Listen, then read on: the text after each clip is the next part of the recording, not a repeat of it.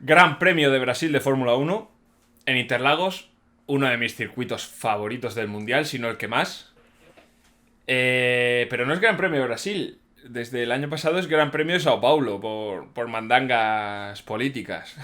Básicamente creo que se llevaba mal el gobernador de Sao Paulo con Bolsonaro y dijeron, pues bueno, pues Gran Premio de Sao Paulo.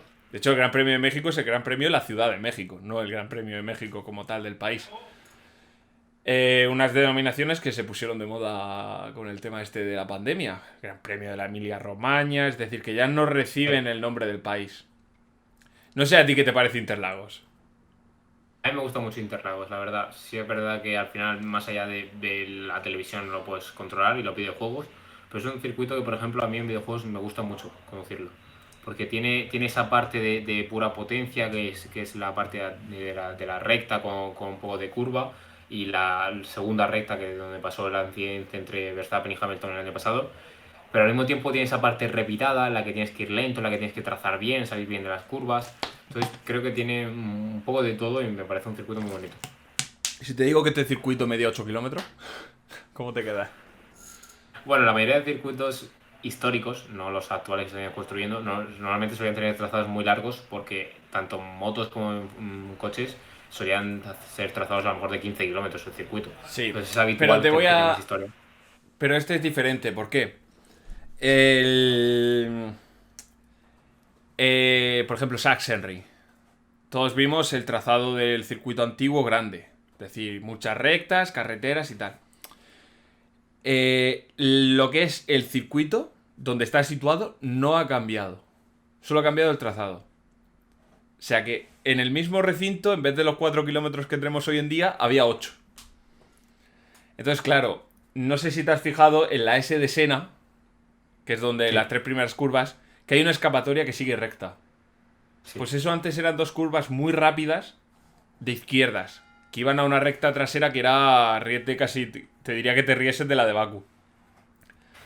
Entonces ibas a la otra punta de lo que es el circuito, más allá de donde está la curva última, o sea, la última curva cuando ya encaras toda la zona Sí. de la subida, iba un poco más allá todavía, volvía, hacía una curva que se llama el Foro del Sol, o sea, ahora es la curva del Sol, creo que se llama Foro do Sol o algo así, subías, hacías así, volvías a bajar, entonces había dos curvas muy rápidas, una horquilla, y ahí te incorporabas a lo que es el circuito de hoy en día. Es decir, que tenía fantasía. De hecho, te voy a pasar una imagen para que lo vieses, porque así va a ser más rápido. Para que veas el circuito, te la voy a pasar por Discord. Se viene corte. ¿Vale? Ya tienes el circuito para que veas un poco que una parte no ha variado, que es la curva revidal que tenemos hoy en día, pero el resto es muy distinto.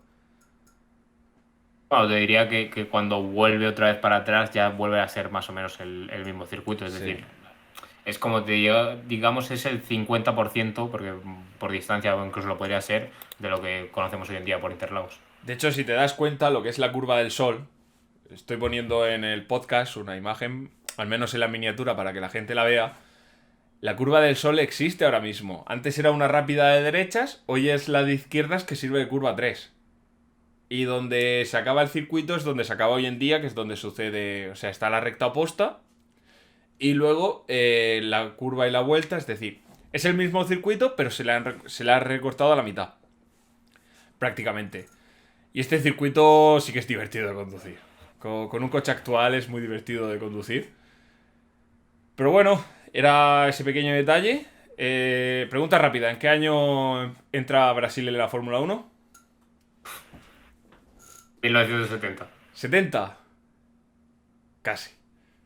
Has estado cerca. En el 72 se celebra el primer Gran Premio de Brasil, pero no dentro del calendario de la Fórmula Uno. Es la típica carrera, antes se hacía una carrera de prueba para comprobar que todo estaba listo para albergar un mundial. Una carrera del Mundial de Fórmula Uno. No es como hoy en día que llega Arabia Saudí con los petrodólares y te cae un misil al lado del circuito. Los tiempos han cambiado. Y la primera carrera la gana A ver si lo sabes. Brasileño. Absolutamente ni idea. Brasileiro. Oh, Piquet. No, todavía no estaba Piquet. El que venía antes. A ver si lo Venía sabe antes de Fitti. Piquet. A ver si lo sabe. Fittipaldi. Exacto, Emerson Fittipaldi. Gana las dos primeras. Luego gana Carlos Pache en el 75. No sé si sabes que el autódromo de Interlagos se llama Autódromo Internacional Carlos Pache. Que es un piloto brasileño de Fórmula 1 que muere en el 77 en un accidente aéreo. Que era un piloto súper talentoso. Pero que bueno, que... al final la temporada más mediática de esa época es la de 76 y ese año Brabham pues no hace mucho, que es el equipo en el que corría. Pero es un piloto que gana carreras y que gana cosas. Un grandísimo piloto. Uno de los ídolos de Ayrton Senna con Tom Price. O sea que aquí estamos hablando de palabras mayores. Y la fiesta brasileña la rompe Niki Lauda. Esto ya sí lo sabemos todos de la película de Rush. La temporada del 76 empieza allí. Luego gana Reutemann y luego pues se va el Gran Premio de Brasil a Jacarepaguá. A la segunda. ¿Sabes qué circuito es ya no lo voy a decir. ¿Y si te digo Autódromo Internacional Nelson Piquet? Vale. ¿Sabes cuál es? Algo más.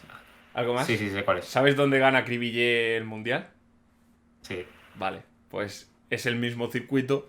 En el 78 es en el primer año en el que se corre en el autódromo en Río de Janeiro, que es donde se celebran los mundiales de MotoGP. Las últimas pruebas hasta 2004, creo que se celebra un gran premio allí, el Gran Premio de Río de Janeiro.